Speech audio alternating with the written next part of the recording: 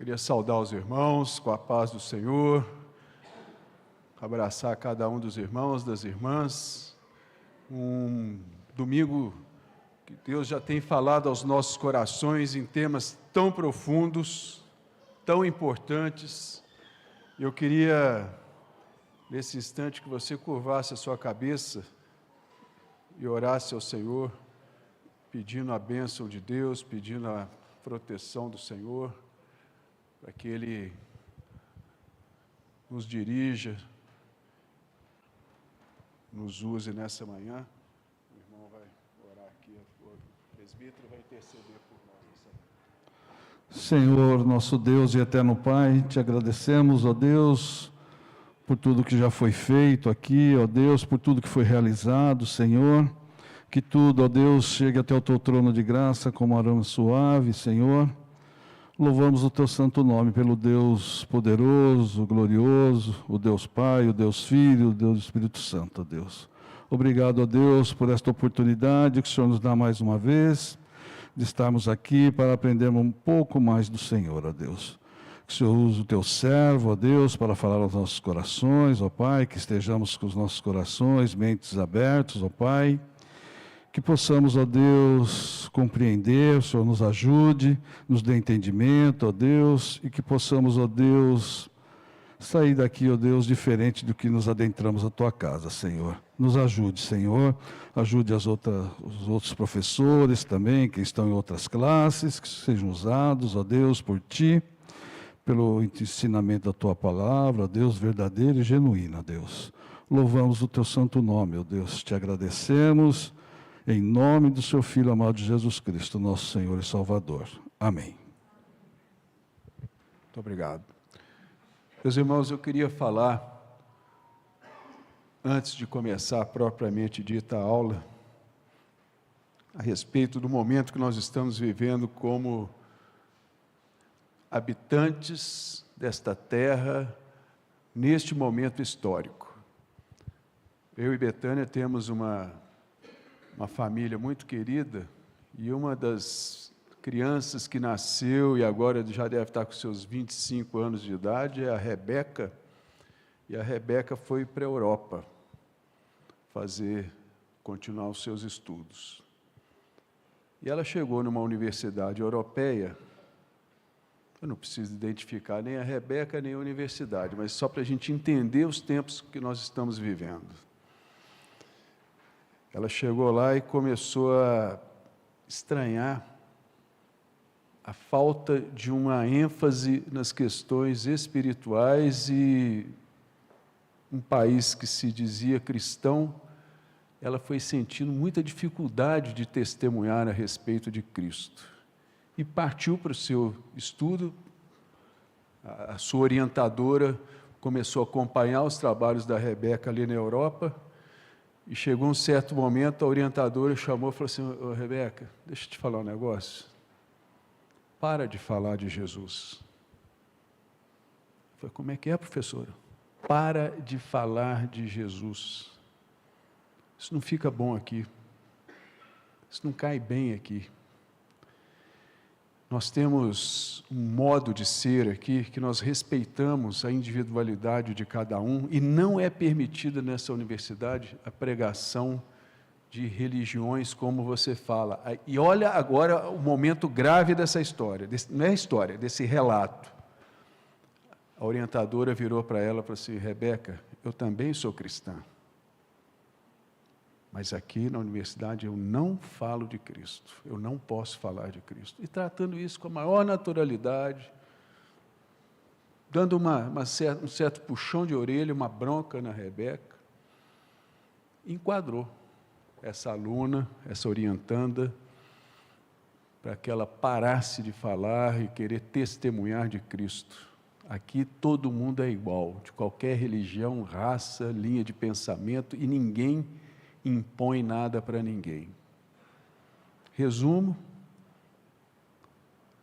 Rebeca saiu, abandonou, pediu desligamento dessa universidade, não tem condição dela permanecer em um outro país, numa outra instituição de ensino superior, ela continuou seus estudos. Eu e Betânia, já contei isso aqui, estivemos em uma igreja calvinista, numa praça bem bonita, num dos países da Europa, a estátua de João Calvino bem à porta, uma igrejinha linda, bem bonita, bem cuidada, só que era uma terça ou quarta-feira, a gente não tinha, nós estávamos só 2 dias ali. Eu fui entrar no site da igreja para ver como é que funciona a igreja, o que acontece nessa igreja europeia, que foi uma bênção na história do calvinismo e da igreja reformada. A grande atividade hoje é um evento dirigido por algumas senhoras de um debate literário durante a semana, um chá.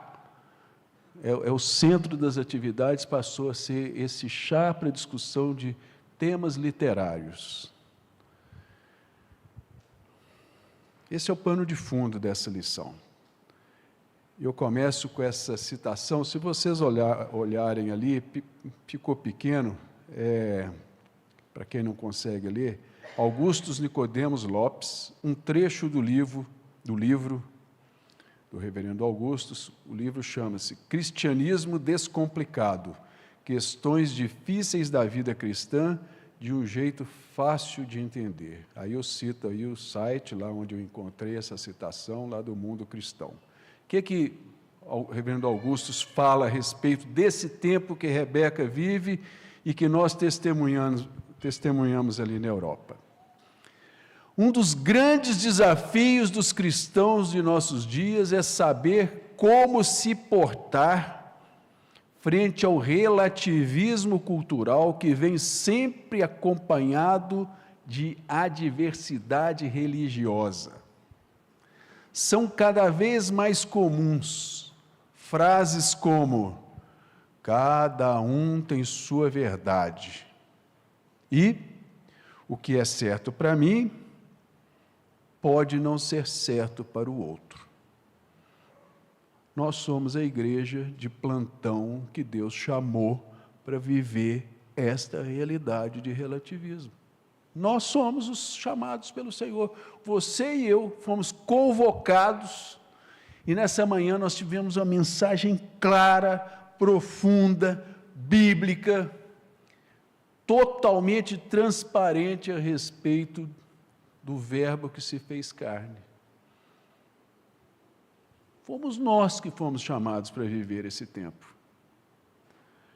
E aí eu mais uma vez vou testemunhar a respeito da Igreja Presbiteriana de Jundiaí, para você que está aqui e para você que está me assistindo na internet.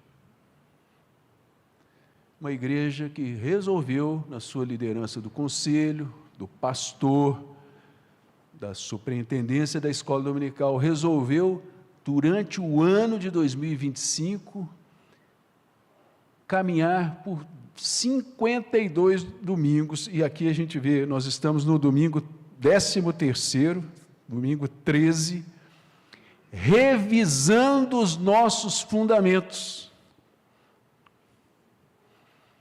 revendo as nossas bases, reestudando aquilo que nós aprendemos lá na escola dominical, na classe de catecúmenos, nos primeiros dias da nossa caminhada, e muitas vezes nós vamos deixando isso para trás.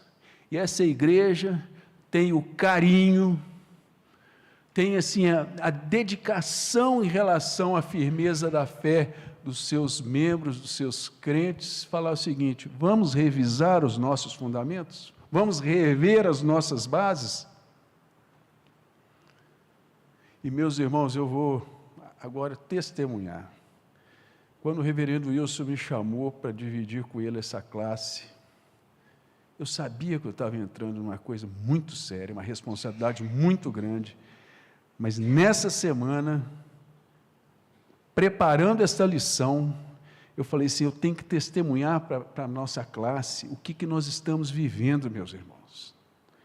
Nós estamos vivendo aqui um momento único de rever os nossos fundamentos. Não dá para brincar, a barra está pesada, a situação está difícil, É isso que nós vamos viver daqui a pouco tempo, no mundo inteiro, porque esse movimento começa nos grandes centros e vão se espalhando para os outros continentes e já está aqui no Brasil. Não.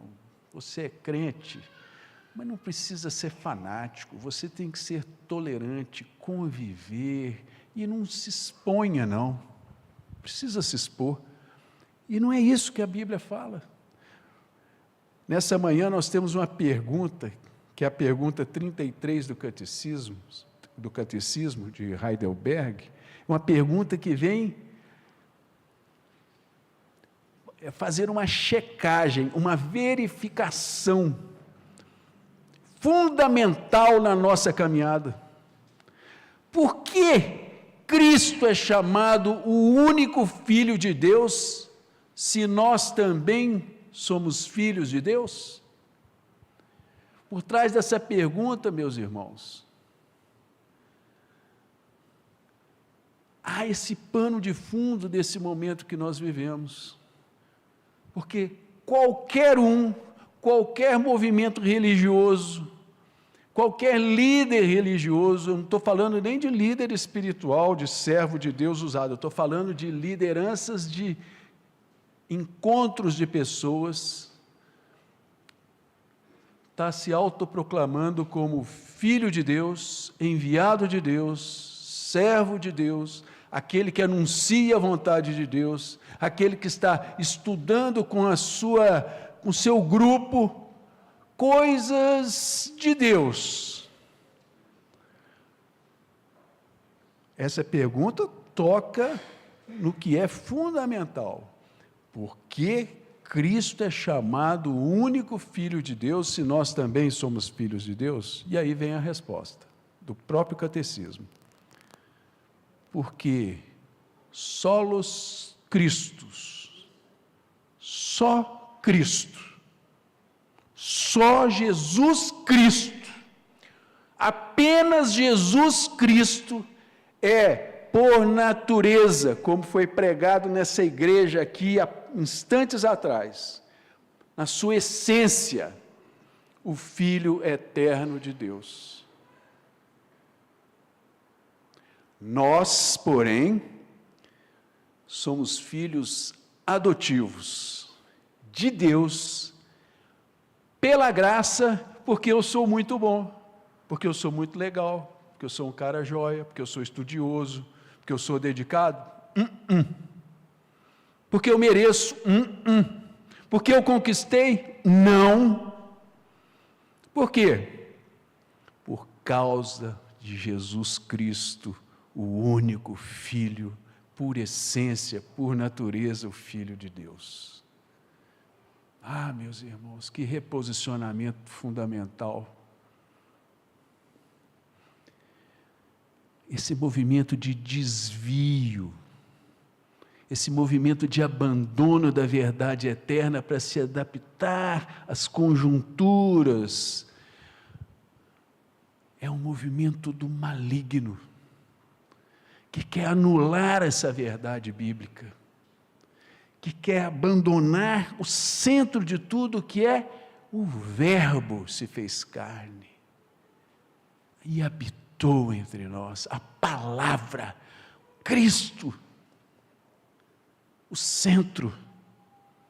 Rebeca tem Cristo no centro da sua vida, e a professora dela não permitiu, ela preferiu seguir as normativas da instituição do que falar assim: Rebeca, vamos orar e achar uma estratégia para que nós duas aqui sejamos luz, sejamos bênção para esse povo que está equivocado. Rebeca, vamos orar, vamos buscar, Rebeca. Ela enquadrou a sua irmã, né? Não sei se eu coloco aspas ou não, eu não quero crucificar nem condenar ninguém, mas se escondeu, se anulou, se adaptou, tomou a forma daquela instituição que decidiu proibir a mensagem do Evangelho ali dentro. Então, vamos estudar essa resposta? Vamos aprofundar nessa resposta? Meus irmãos, isso é um privilégio. Eu queria que você pensasse aí no seu coração, você que está aqui, você que está nos acompanhando pela internet. Que privilégio é esse que nós temos de rever verdades eternas, trazer esperança ao nosso coração. Os dias são maus, mas Jesus não muda. A pressão aumenta, mas Jesus não muda. A crise vai se agravar, mas o plano de Deus não é alterado por nenhuma circunstância desse mundo. Isso é um privilégio, é uma certeza, é a certeza do crente, é a certeza da igreja viva do Senhor, é a certeza da igreja presbiteriana de Jundiaí, é a certeza daquele que ama Jesus e se comprometeu com Jesus. E quem está aqui nessa manhã, que ainda não tem esse compromisso com Cristo, é amanhã do encontro com Jesus Cristo. Vamos lá? Primeira parte da resposta. Somente Jesus Cristo é, por natureza, em sua essência, o Filho eterno de Deus. E aí vem a explicação disso. Por que você fala isso, professor, de uma forma tão clara? Porque Jesus Cristo sempre foi o Filho de Deus desde a eternidade. Jesus Cristo é Deus. Jesus Cristo tem a mesma natureza divina que o Deus Pai. E aí aquilo que aquece o meu coração e aquece o seu coração que ama Jesus. Quem nos salva é o Filho eterno de Deus. Vamos falar isso, vamos anunciar isto. Essa é a verdade que garante que essa igreja que vem se reformando na sua estrutura. Hoje cedo eu vi uma cena sensacional, presbíteros e diáconos vendo detalhes da reforma para acertar ali como é que fica a porta, como é que... Meus irmãos, carinho, porque nós sabemos que queremos expandir e na Assembleia meu coração palpitava de ver uma igreja que busca a expansão da sua tenda aqui, porque entende o momento que essa igreja vive aqui em Jundiaí, na região.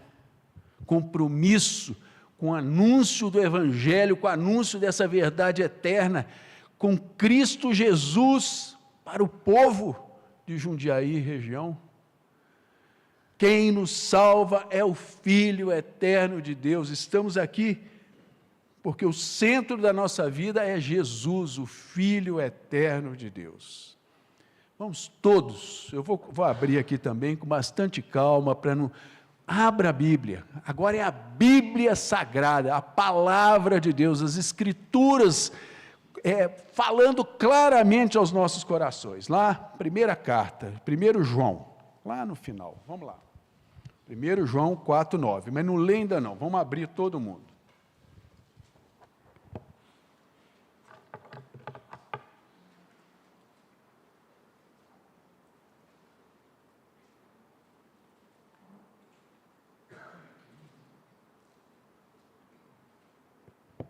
Os irmãos ou irmã pode fazer essa leitura para nossa edificação.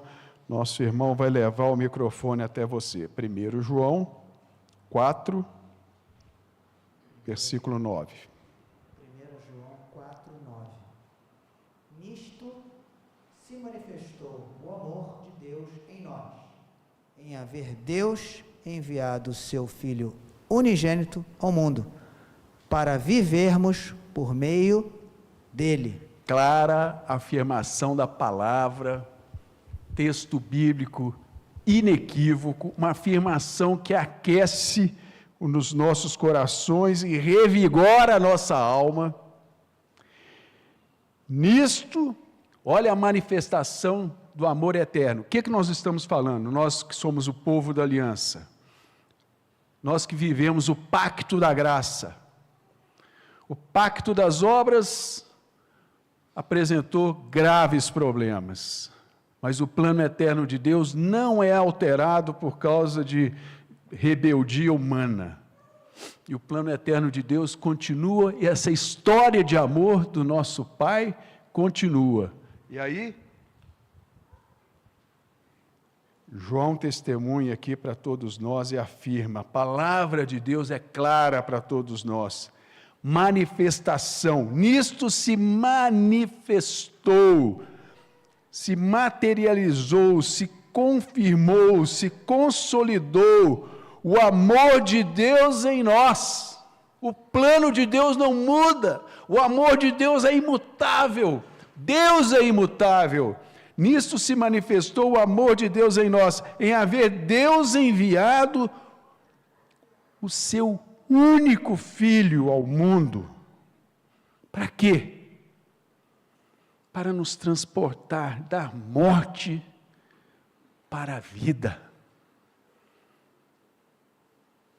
Meus irmãos, quem quiser contribuir com uma fala, com um testemunho, fica à vontade, mas meus irmãos, nós não podemos ter uma lição como essa e não tomarmos uma decisão lá no nosso coração.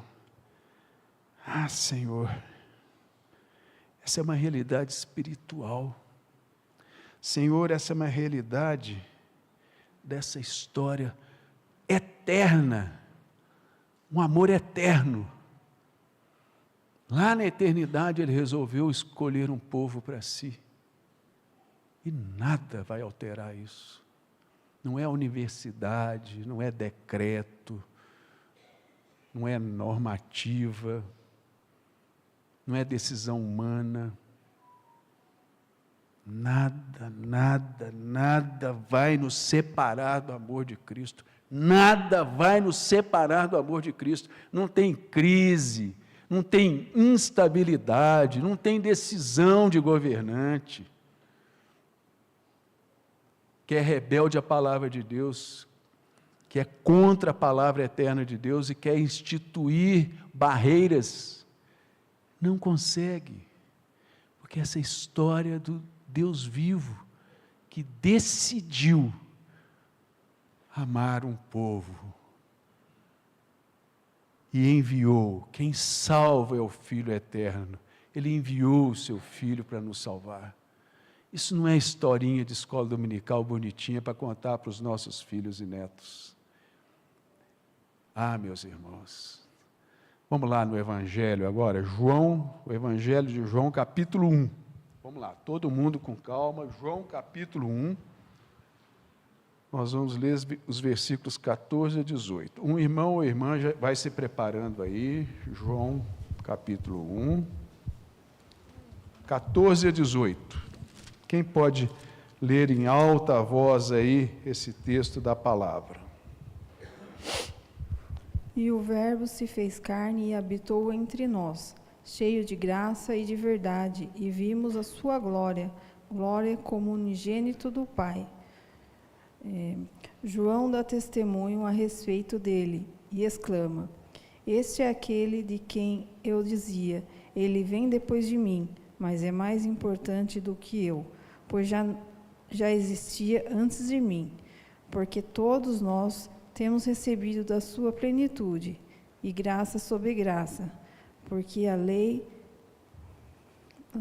Espera um pouquinho que eu me perdi, um minuto. Porque a lei foi dada por meio de Moisés, a graça e a verdade vieram por meio de Jesus Cristo.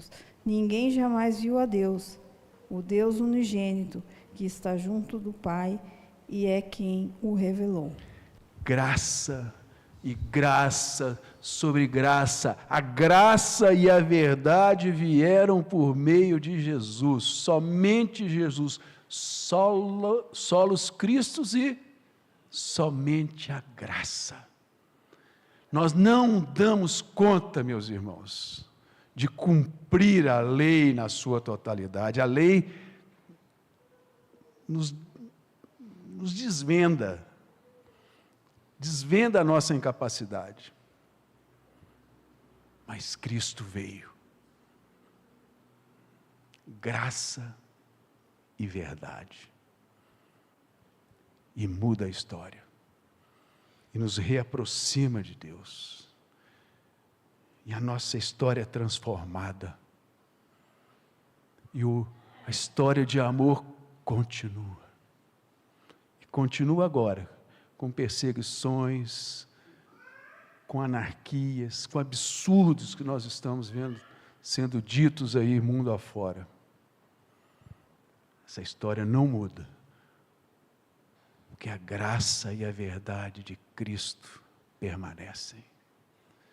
E vamos em frente. Nós vimos a primeira parte da resposta da pergunta 33. A segunda parte, somos filhos adotivos. Antes de mudar, fala, meu irmão. Esqueci seu nome? Marcos. Fala, Marcos. Ou Marcos. Marcos. Fala, Marcos. Então, pastor, esse texto aqui... Não, pastor não. Estou profetizando. Vai lá, irmão. Estou brincando. Então, irmão, o verbo... João 14, né? João 1,14. E o verbo se fez carne e habitou entre nós, cheio de graça e de verdade, e vimos a sua glória como do unigênito do Pai. Esse texto aqui, ele fala da união hipostática, que o único ser que tem, eu não digo ser humano, porque ele é humano e é Deus, né? Mas o único ser de todo o universo que tem duas naturezas é Jesus. É o perfeito homem. O próprio Deus Mas tem uma perfeito natureza. Deus, E muita gente confunde isso aqui com o seguinte: não, quem morreu na cruz? Foi o Jesus Cristo, homem. E quem mandou o mar se acalmar e o vento se calar? Foi Jesus Cristo, Deus. Não, quem morreu na cruz foi o Jesus Cristo, o Deus homem. Perfeito porque Deus, é um perfeito ser homem. só, é um ser só. Eu não posso rasgar Jesus no meio, porque não é 50% para lá e 50% para cá, é 100, vétero Deus e vétero homem, 100% Deus e 100% homem. E quem foi que mandou o mar se acalmar? Foi o Jesus Cristo, o Deus homem.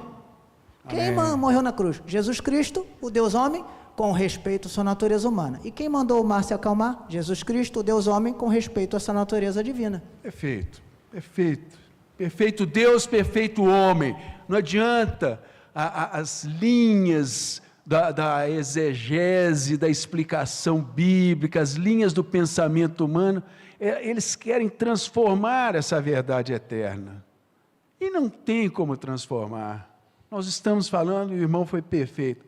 Sim, estamos falando daquele que é perfeito Deus e, ao mesmo tempo, perfeito homem e ponto final. Quem define é Deus, não é o homem.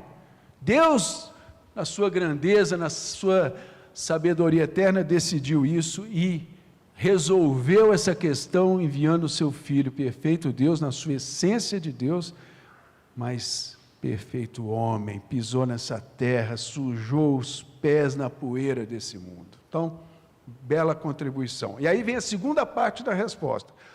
Somos filhos adotivos, não somos filhos porque somos da mesma essência de Jesus, da mesma natureza. Nós somos adotivos pela graça.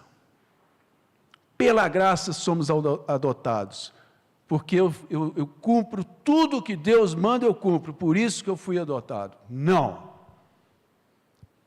Por causa de Jesus. Não temos a natureza divina e não somos igual ao Pai e ao Filho.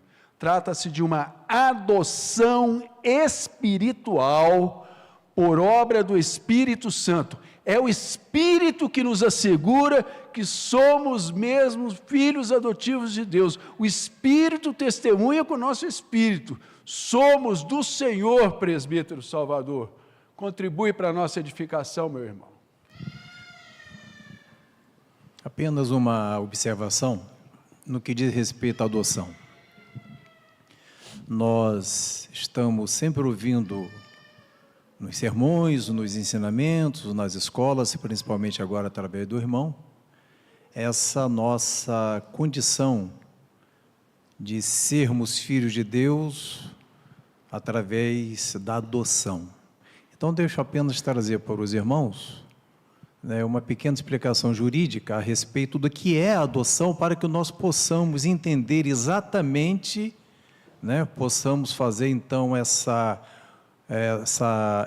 tem um entendimento extensivo do que significa essa adoção nossa na perspectiva espiritual. Irmão, eu estou com muita expectativa nessa explicação. Porque aí vem a questão jurídica que o irmão domina como ninguém e traz para a gente, então, essa aplicação aqui em relação ao mundo espiritual. Então, vejamos, o que é a adoção? No direito brasileiro, é um instituto pelo qual uma pessoa, um casal, torna uma outra pessoa como o seu descendente, como seu filho. Não há outro meio pelo qual alguém possa transformar um terceiro como seu parente, como se fosse sanguíneo, se não for através da adoção. Então, nós temos duas situações jurídicas no país. O filho que nasce daquele homem, daquela mãe, e que é efetivamente o filho sanguíneo, que herda, né, a sua essência, vamos dizer, suas DNA. características do DNA e assim por diante. Então, vejam aí os irmãos a comparação, como que é fácil da gente entender essa explicação bíblica, como diz que nós somos filhos por adoção. Então, Jesus é o Filho de Deus, único, em razão da sua natureza e da sua essência. Então, no plano humano, é como se fosse aquele filho que nasceu do casal do pai e da mãe. Tá? Mas como que pode um terceiro, que não tem nada a ver com consanguinidade, se tornar filho daquele casal, ou daquele homem, daquela mulher? Através da adoção. E o que é adoção? É exatamente o que nós falamos há pouco. É um instituto de direito de família, pelo qual alguém, através do judiciário, através das leis brasileiras, vai transformar aquela criança ou aquela pessoa em seu filho, em seu descendente. Mas o curioso que esse fenômeno da adoção, normalmente, via de regra, e quase que 100%, é feito através de um sentimento. Ninguém adota ninguém adota uma criança, né, visando um benefício pessoal, um benefício próprio, exatamente o contrário. Ele quer transferir para aquela criança, para aquela pessoa, um benefício seu para ela. E isso só se faz através do amor. Então, no mundo jurídico, no mundo dos homens, a gente vê essa figura da adoção, de tornar aquele que não é agora como se fosse o seu verdadeiro filho, através do amor. E isso nós podemos transportar, fazer uma transliteração para a perspectiva bíblica. Então, só há um meio de nós nos tornarmos filhos de Deus, senão através da adoção. E mais do que isso, na perspectiva jurídica, o filho adotivo, ele se torna igual, com todos os direitos, àquele filho sanguíneo. Meus irmãos, repete, meu irmão. Imaginem vocês então, irmãos, Todos os direitos. todos os direitos. Então eu fico imaginando o seguinte: se o Código Civil celestial, se a Constituição celestial tiver o mesmo sentido jurídico que nós temos na nossa, vocês já imaginaram você se tornar com os mesmos direitos de Jesus? Pensem nisso, irmãos. Oh, meu Deus. Meus irmãos, quero agradecer ao presbítero que foi usado por Deus. Meus irmãos, acesso à mesa do Pai, à mesa do Filho, o direito de assentar e cear com eles ali. É isso que nos aguarda. Essa é a realidade espiritual. E aí eu lembro daquele hino que os seminovos igual eu, nós cantávamos: ó, quão cego eu andei e perdido vaguei, longe, longe, longe do meu Salvador. Mas eu fui atraído com amor eterno, com amor eterno. Eu venho a essa condição jurídica, espiritual. Eu faço parte da família de Deus, sem nenhum mérito, sem nenhuma condição, totalmente equivocado, pobre, cego e nu. A gente chega na presença do Senhor, mas o Senhor nos leva a sentar em lugares celestiais, em Cristo. É o Espírito Santo que nos assegura que somos mesmo filhos adotivos de Deus. Deus nos adotou somente graças à obra de Jesus Cristo. Abre lá, vamos ler, palavra do Senhor,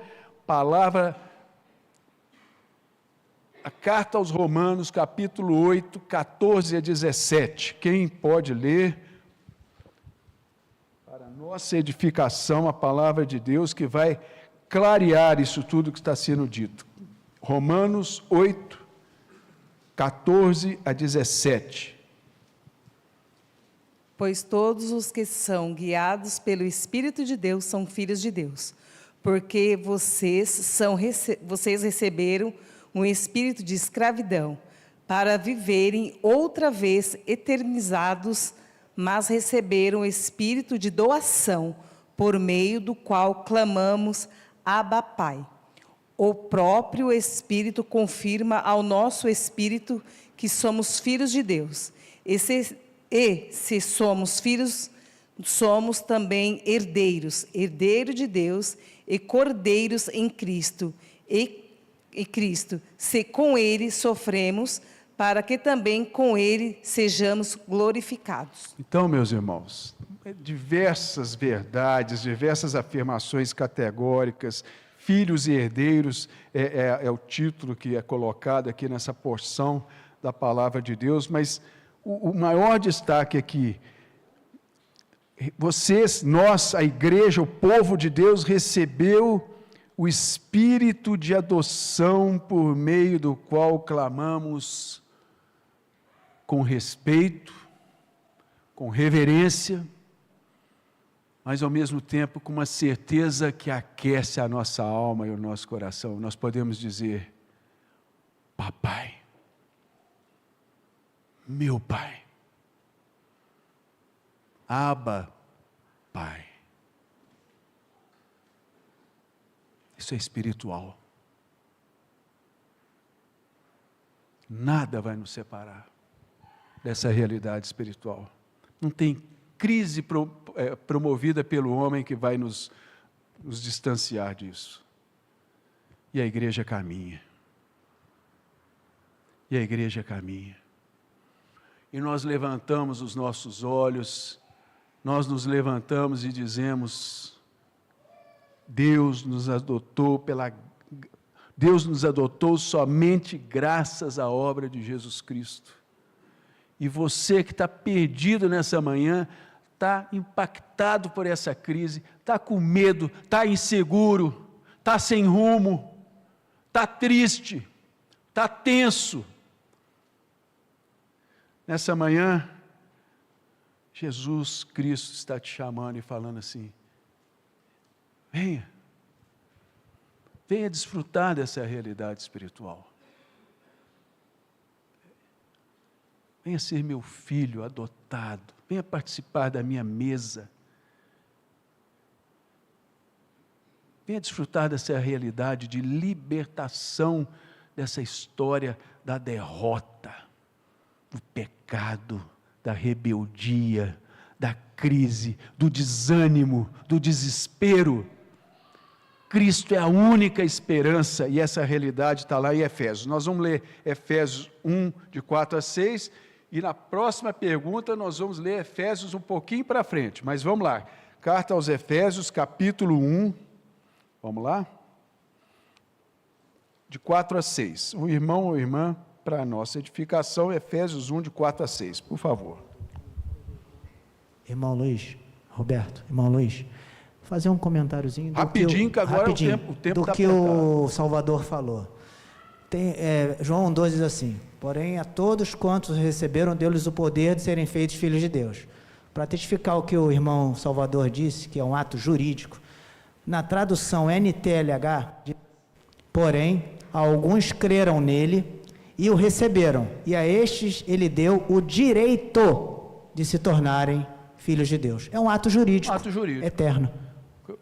É alcançar esse direito pela graça. Amém. Efésios 1, de 4 a 6, por favor.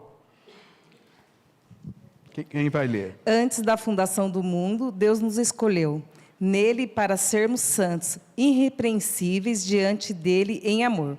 Nos predestinou para ele, para que sermos adotados como seus filhos, por meio de Jesus Cristo, segundo o propósito de sua vontade, para louvar da glória de sua graça, que ele nos concedeu gratuitamente no amado.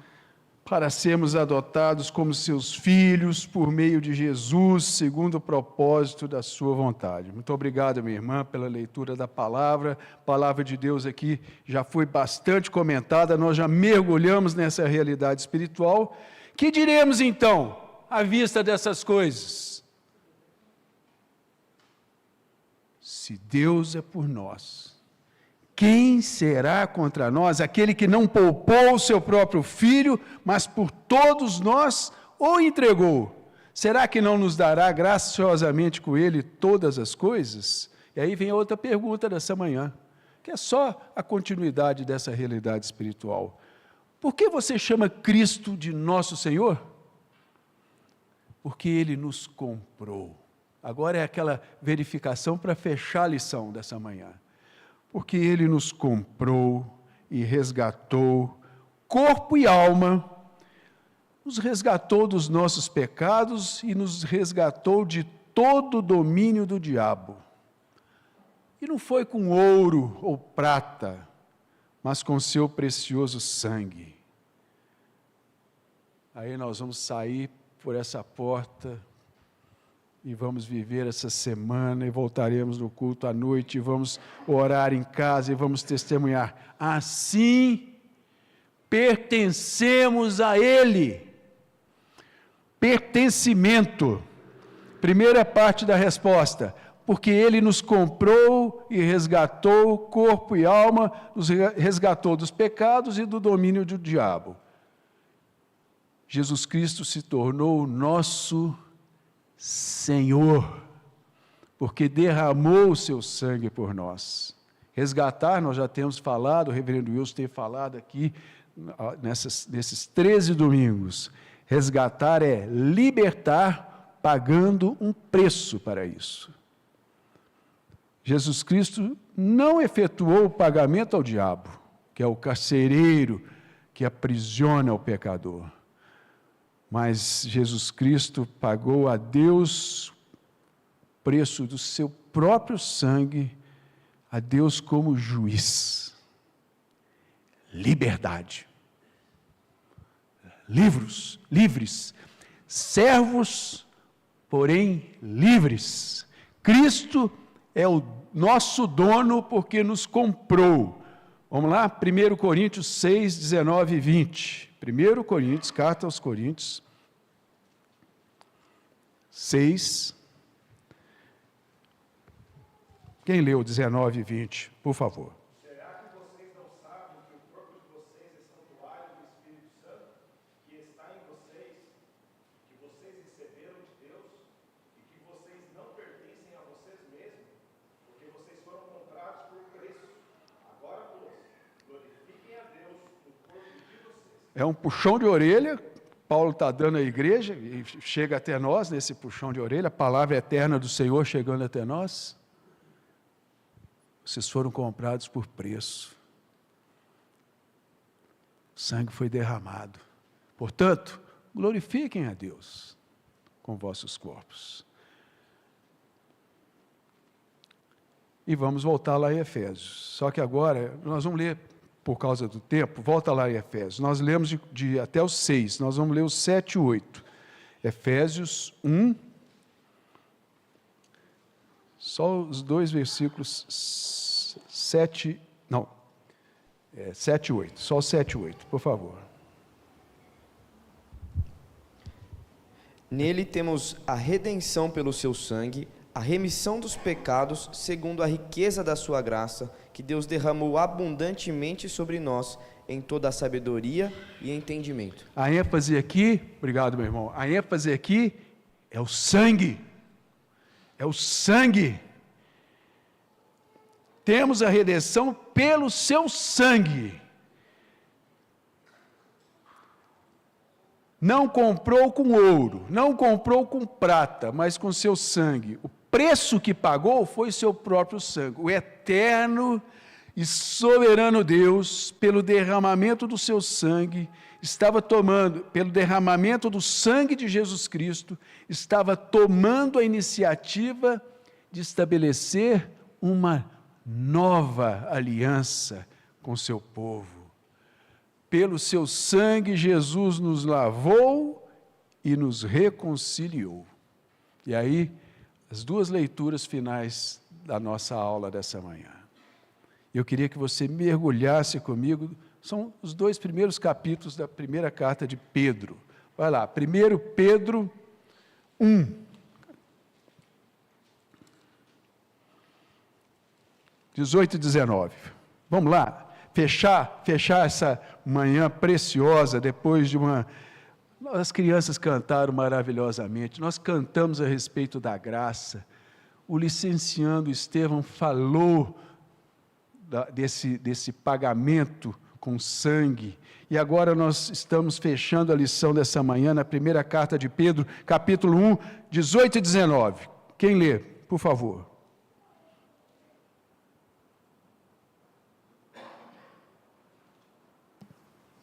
Vamos lá? 1 Pedro 1. Sabendo que não foi mediante coisas corruptíveis, como prata ou ouro, que fostes resgatados do vosso fútil procedimento, que vossos pais vos legaram, mas pelo precioso sangue, como de cordeiro sem defeito e sem mácula, o sangue de Cristo. Muito obrigado, irmã.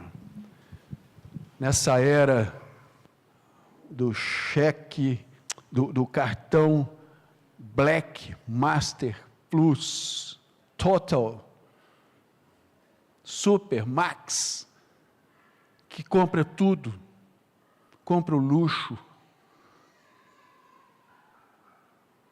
compra o prazer, compra os sonhos, compra avião, compra ilha. Uma coisa não compra.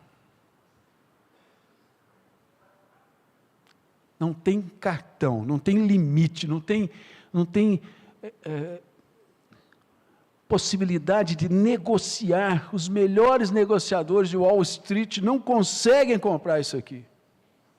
Não tem acesso a isso aqui.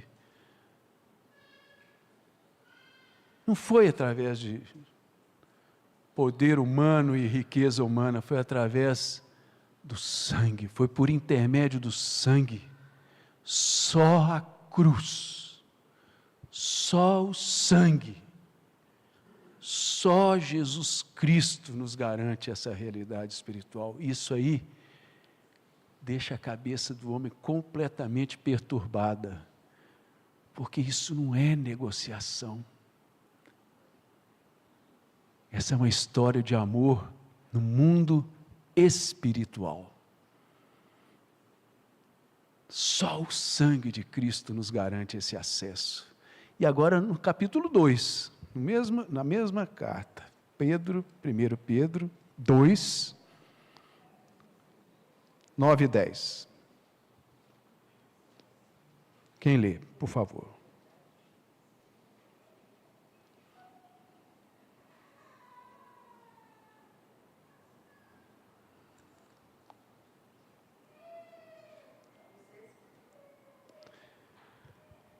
Acompanhe essa leitura, meu irmão, que esse texto é bastante conhecido, mas é uma realidade espiritual tremenda para a gente fechar essa manhã. Vamos lá. 1 Pedro 2, 9 e 10.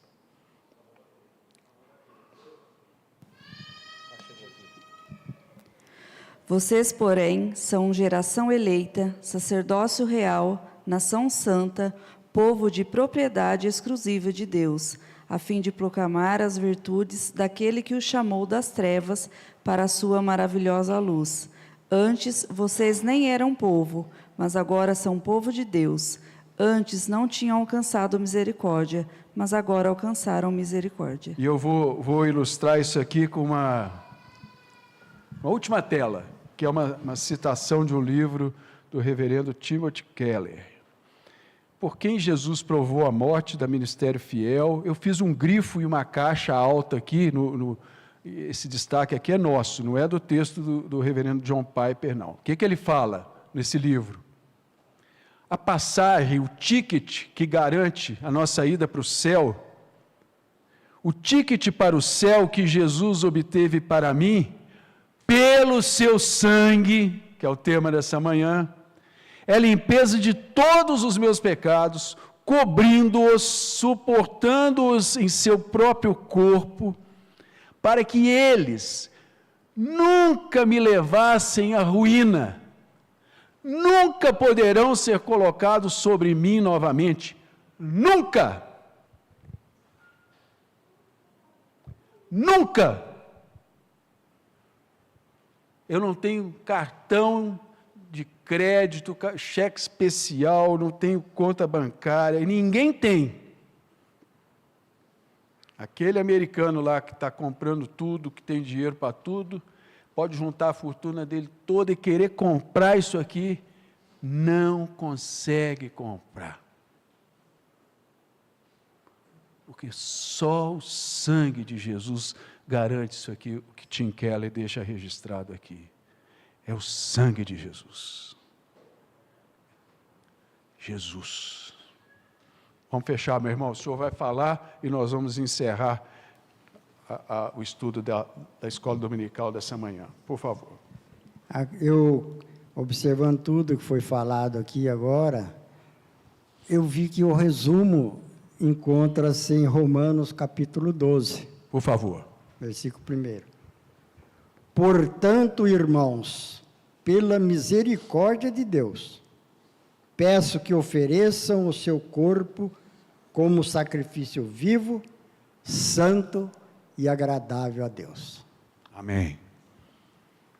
O que é isso? Senhor, nos rendemos aos teus pés. Estou aqui, Senhor. Eu reconheço que eu não tenho mérito, não tenho condição nenhuma de estar aqui. E eu estou falando isso, está gravado ali. Eu sei que se eu der o microfone, os servos de Deus dessa classe vão dizer, não tenho condição nenhuma de estar aqui. Mas o sangue de Jesus me trouxe até aqui, me garantiu essa realidade espiritual. Curve suas cabeças, feche os seus olhos. A sua cabeça, feche os seus olhos, vamos encerrar assim. Muito obrigado, Senhor, por essa manhã. Muito obrigado pelo cântico das crianças que aqueceu os nossos corações e certamente chegou até o teu trono em louvor genuíno, em adoração nessa manhã. Nós te agradecemos, ó Pai, pela mensagem do culto dessa manhã, bíblica, correta, que nos leva aos teus pés, que nos desafia. Muito obrigado por essa classe aqui de escola dominical, por cada irmã, cada irmão, por aqueles que nos visitam. Te agradecemos, ó Pai, o Senhor tem cuidado de nós. E agora, Pai, diante desse ensinamento, só nos resta te adorar, te bendizer, elevar até o teu trono as nossas ações de graças. Nós não sabemos, ninguém sabe. Por que teu amor se revelou a cada um de nós? Por que nós fomos alvos dessa tremenda transformação espiritual? Mas só sabemos de uma coisa, Pai. Nós sabemos em quem temos crido. E continuamos, Pai, confiantes que Ele vai nos conduzir até aquele dia. vai conduzir a cada um de nós individualmente, vai conduzir nossas famílias aos teus pés, vai conduzir a tua igreja em triunfo. Nada, nada vai nos separar, porque não é nenhum de nós que garante isso, Pai, mas é a tua verdade, a tua palavra, é o Senhor, é o sangue de Jesus que garante essa vitória. Abençoa, Pai, reverendo Wilson, na sua viagem, nas suas atividades. Toma conta dessa igreja, nos abençoe e nos guarde dessa classe. É a nossa oração em nome de Jesus. Amém. Quem vai fechar, irmão? Tem algum recado final ou nós podemos encerrar? Tem, calma, pode encerrar? Então vamos encerrar. Domingo abençoado para todos, na paz do nosso Senhor Jesus Cristo.